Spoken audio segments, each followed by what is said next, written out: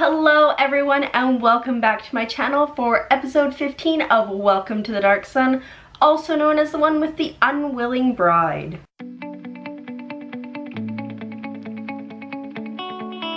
For this session, we again had a non-typical party composition because one of our main players wasn't there, which meant that we had Salantithius, Dono, Nibbles, and Vashti at the table. At the end of last session, we did get a few different quests from Haka, but when we were kind of chilling around here, Nibbles came up and said her cousin Spice was there. And Spice had prepared quite the delicacy for all of us back at our house. Well, if you know anything about Nibbles, you know that she is a halfling, and halflings are cannibals. And guess what? Her cousin Spice, also halfling cannibal. Yum. So we went back to our house and they had an amazing spread that included like rice and fruits and vegetables and all that fun stuff. And then the less fun stuff, which is like the half-elf and the thri-kreen and the halfling. Apparently, it's a thing that halflings do where they just like take all the remains that they find and just have like a death feast, which is something that Nibbles struggled with because here in Tyr, we don't do that. We eat things like cake and erdlu and crodlu. So she wanted to bring some of her culture to us. Well, I was not about to eat a thri-kreen being Salantithius because that's cannibalism. And as much as Salantithius jokes about eating people like Dono, he actually doesn't really like to eat people or elves. He just likes to joke about it. So like he had to really fly under the radar, just like, I'll just try some of the rice or I'll try some of the vegetables and just like steer clear of that meat because that teenage boy of mine, thri-kreen, is a very picky eater, as it turns out. Vashti kind of dug in and tried a little bit of everything, even the half-elf, which is cannibalism because she's a half-elf. And Dono had a little bit of thri-kreen here and like a little bit of mole there, but he wasn't as adventurous as Vashti, which is understandable. I think Vashti ended up helping eat some of the food, but at the end, Nibbles actually had 3 ration packs that she could bring on our next adventure, filled with cannibal-y things. Because the quest to rescue a noble bride who had been kidnapped before her wedding had been on the list for quite a while, we decided to go tackle this one first. We went to Haka, who directed us towards a house in the noble district, and away we went. When we got there, it was a very fancy house, and a dwarf slave opened the door for us, and even he was dressed pretty well and kind of snooty towards us. And he said that this was House Chesia. So we said that we had come to take this quest, so he went to go get his master. His master was Oro Chesia, and he was a human, and he was a dick. I mean, it's a very good thing that Bardock wasn't here, because Dono was enough of a problem in this situation. Because, you know, elves aren't really looked up to, they're kind of looked down upon, and so when Dono started to talk, he was like, why is your elf slave talking? Which, like, Salantithius seized on, and now he's just gonna call Dono an elf slave all the time. Despite Dono's mouth, we managed to kind of get the story out of Oro. Basically, his daughter Sargina was supposed to marry this guy, Putar Travalis, but she went missing the night before her wedding. She was kidnapped by a bunch of elves. Somewhere around this time, Dono got really mad with Oro, and I was pretty convinced he was going to try to kill him, so like I grappled him and got him to the ground, which is amazing because Salantithius is not a strong creature. I just happened to have some good dice rolls, and then later when he tried to get out of it, I managed to crit and also keep him on the ground. From Oro, we discovered that it had been 4 days prior when she had been kidnapped, and because elves can run pretty fast in the desert, we figured they would be between like 4 and 10 days away from Tyr, and he was offering a 10 GP price. Although talking to him, we were like, did she actually get kidnapped or did she run away because you're not the nicest person? Keeping that in mind, we jumped into our chariots. Nibbles and Sal took their usual one, and Dono and Vashti jumped into the ever-painted one. Right now it still has a picture of Dono's face on either side and the Clan of Arigato on the front, but it's been scraped up a little bit, and also Drudok kind of scratched it off a little bit with his knife because he was mad that his chariot had kind of got destroyed. We barely made it out of Tyr and there was an earthquake, but fortunately we made saves, and so like we didn't lose our chariots to some huge chasm. The only nice thing about that would have been we were so close to Tyr we could have gone back and got another one because we do have a couple now. A little ways out from Tyr, we did come across this patch of plants, and Dono was able to look at it and say there have been a bunch of elves who have come through here. I don't know if it's the ones we're looking for, but at least we're headed in the right direction of some elves. Much later in the day, we came across like 9 raggedy looking humanoid creatures that had a bit of a problem. And that problem was that they were trying to not get attacked by this Thrax. And if you remember a couple of sessions ago, we did fight a Thrax. They're typically elves and they've just had their life drained from them, and so they wander around kind of zombie-like in the desert looking for other people to drain their water and life for them.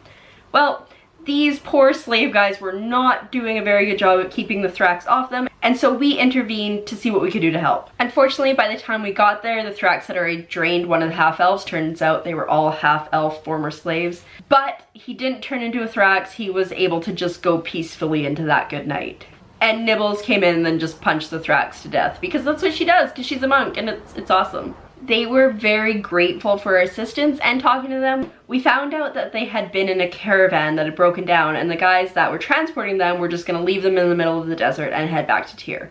Well, the slaves rebelled, they managed to kill those guys, they drank the last of the water and ate the last of the food, and set out to the desert to try to be free. So we asked them if they'd ever heard of freedom, and they had, but they thought it was a myth, so now with like our confirmation, they knew it was someplace safe that they could go to. We just really like sending slaves to freedom for some reason. This is like the 3rd batch, including the initial batch that set it up. So we gave them some good berries and some rations to cover everybody. I had some empty water skins, so I gave them to them. Like, I know they're empty, but maybe you can find something. And I also had 2 extra bone daggers, which I never used, so gave them to them too. And with that, we let them go on their way, and we continued on our journey after these elves. The next day, we woke up and there was a small sandstorm. As Salentithius does, he failed his saves. And so Nibbles ended up taking over driving the chariot, which is not something she typically does, mainly because she's so short and so tiny, so it's like she's just like, I can see where we're going.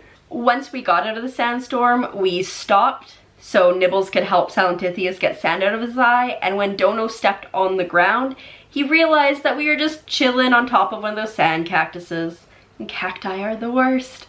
But you know the one I'm talking about. It's basically like just this big flat cactus that chills under the sand and pokes up through the sand, and then it hopes that you step on it and then it'll just drag you into it. Because cacti are nice like that. So with Dono's warning, we decided to carry on and not stop there, and all was well. The cactus didn't get us. I know that's what you guys are most concerned about, is if the cactus got us or not. Before we went though, Dono decided to take an extra javelin that he had. We tied on some like skin that we just had laying around and stabbed it into the middle of the sand cactus, so at least we'll know where it is when we come back. Assuming somebody's not stupid and they're like, oh, what's that? And they investigate, and then they're like, ah, free javelin, and then the cactus gets them. But you know, we're like playing Minesweeper with cacti now. We are on to this. That night we set a watch. Because we had a different arrangement of people, we did have a different order of watch. So it was Dono and Salentithius on the first watch, because Dono refuses to sleep while Salentithius or Drudok are awake, and he doesn't trust us for some reason. I told him I'm not gonna eat him, he just doesn't believe me. And then Nibbles took second watch while Vashti took the final watch. Normally the 2 of them are on final watch together, but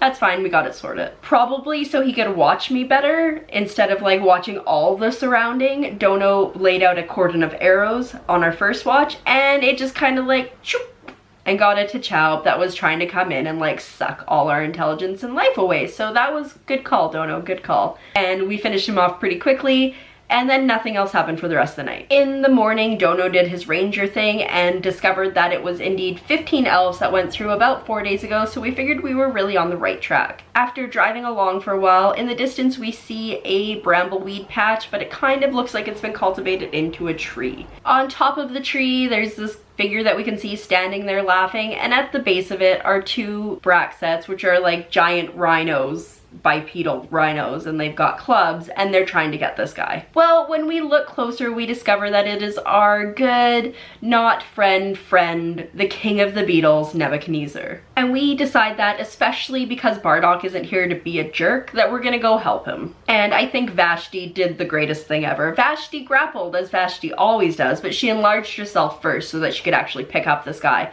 And she just took one and raked him across the brambleweed patch. Well, if you know anything about brambleweed, you know that it's a D100 roll anytime you move 5 feet within it. And her movement gave her 15 feet of being able to move him, so that was 3 D100 rolls, and I think it was something like 180 points of damage. The guy didn't stand a chance. The rest of us had been kind of going after the other Braxet, who had kind of moved more towards us, and Salentithius managed to jump out of the carriage, and with his sneak attack, because Nibbles was right there beside, he was able to take him down. We asked Nebuchadnezzar what he was doing there, and he said that he was obviously saving some fire beetles that had been in the patch when it grew around them. Because that's what he does. He is the king of the beetles. I don't care what else he's supposed to be. I don't care what you tell me. He is the king of the beetles. Nothing happens that night, and the next day when we wake up, Dono says that we're probably going to catch up to these elves within the day. As we're going along, in the distance, we see a cactus, and I am all for not approaching this thing, but from a distance, Dono shoots it with his bow and arrow. And it turns out that it's just a regular cactus. So Vashti and Nibbles go up to kind of cut this thing up, and they pulp it up, and then Salentithius got to drink the blood of his enemy.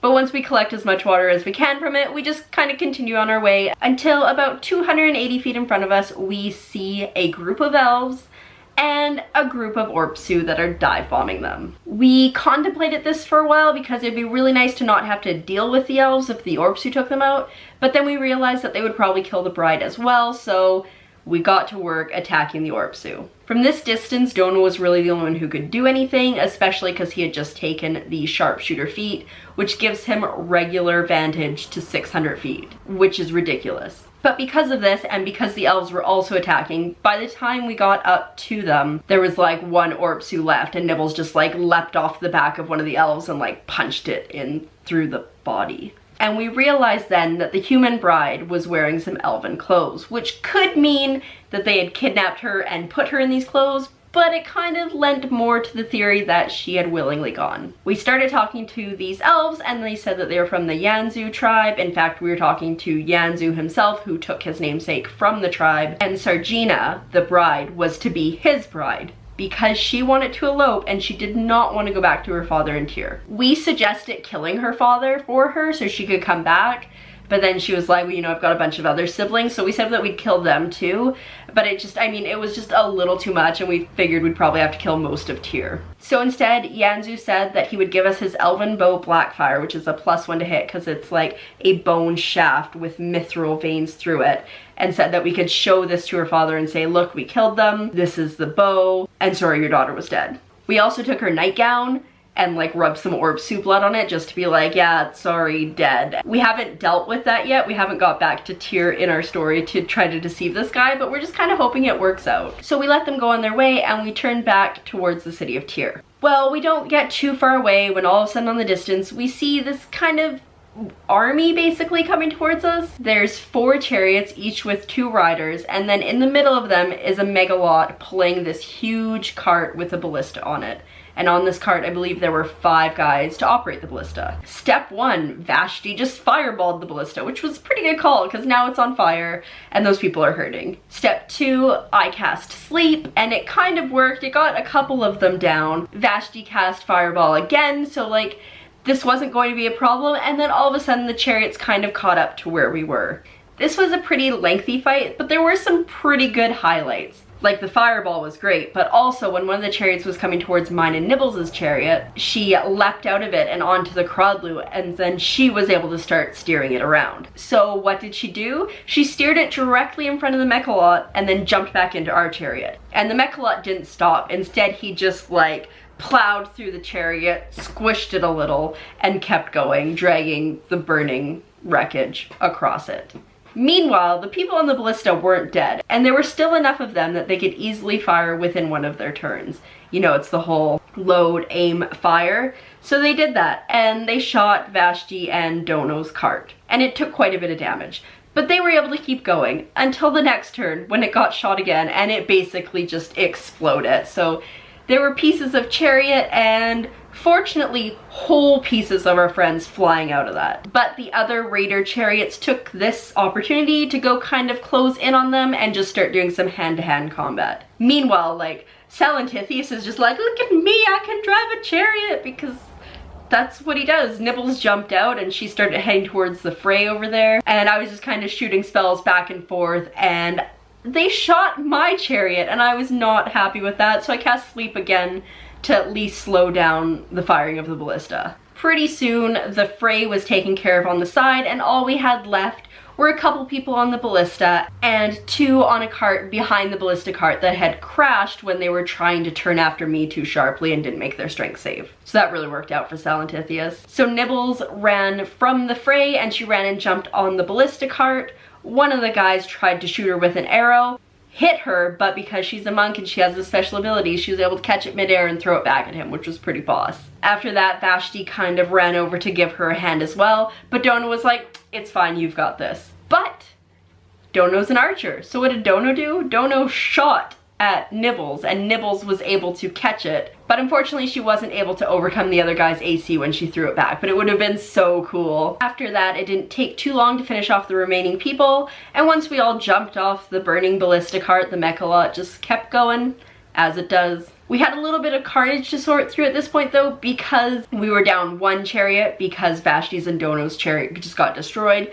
Fortunately, some of the raiders had parked there, so we were able to take those, and we each grabbed an extra pair of Crawdlu for our own chariot so we could race back to Tyr faster, and also, why not sell them if we could? I think the saddest thing about this is that chariot that has been repainted like 6 times is no more. And with that, we continued on our way back to Tyr. There was nothing majorly offensive that came after us that day. We were able to just kind of power through. And when we got back to Tyr, we just kind of went back to our own hovel hole in the wall because we didn't want to deal with Orochesia just yet, because there's gonna be a lot of deception that we're gonna need to do going into this, so we decided it'd be better for a fresh day. Also, if we have Drudok there for some reason, he is amazing at deceiving people. Additionally, by the end of the session, everybody at the table had leveled up to level 8, so that's awesome. We're going to have to catch Bardock and Drudok up though next time they show up at the table so that we're all kind of on the level.